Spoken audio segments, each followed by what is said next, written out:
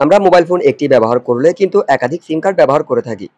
কেননা একটি NID card দিয়ে কিন্তু 15টি পর্যন্ত সিম কার্ড রেজিস্ট্রেশন করা যায়। যার ফলে আমরা আমাদের এনআইডি কার্ড দিয়ে বিভিন্ন প্রকার অপারেটর বাংলালিংক, রবি, গ্রামীণ ফোন এবং এয়ারটেল সহ বিভিন্ন প্রকার অপারেটরের সিম রেজিস্ট্রেশন করে থাকি। যার ফলে পরবর্তীতে আমরা আমাদের ওই সিম কার্ডের নাম্বারটি ভুলে যাই। সো নো টেনশন, আজকের এই ভিডিওতে আমি আপনাদেরকে দেখাবো কিভাবে আপনি আপনার সিমের নাম্বার বের করবেন খুব সহজে।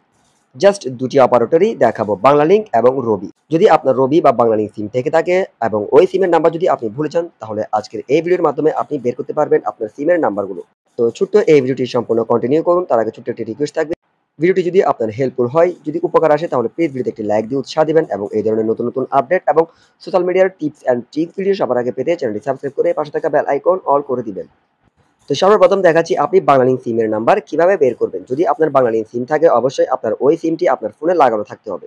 তো আপনার ফোনের ডায়াল প্যাডে যাওয়ার পর কি করবেন, ডায়াল প্যাডে গিয়ে আপনি ডায়াল করবেন *511#। এটি লেখার পর আপনার বাংলালিংক সিম থেকে কিন্তু ডায়াল করতে হবে। ডায়াল করার 2 সেকেন্ডের মধ্যেই দেখবেন আপনাকে আপনার বাংলালিংক সিমের নাম্বারটি শো করাবে একটি পপআপ মেনুর মাধ্যমে। তো এখান থেকে আপনি চাইলে মুখস্থ করে নিতে পারেন আপনার নাম্বারটি।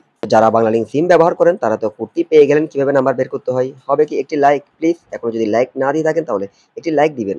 তো এইবার দেখাবো কিভাবে আপনি রবি সিমের নাম্বার বের করবেন। রবি সিম কার্ডের নাম্বার বের করার কোড কিন্তু দুটি।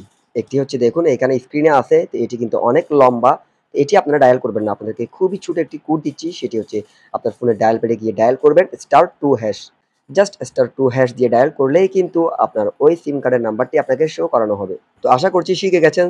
যদি ভিডিওটি আপনার উপকারে আসে, যদি মনে হয় হেল্পফুল এই ভিডিওটি, তাহলে প্লিজ ভিডিওতে একটি লাইক দিয়ে উৎসাহ দিবেন। ধন্যবাদ সবাইকে।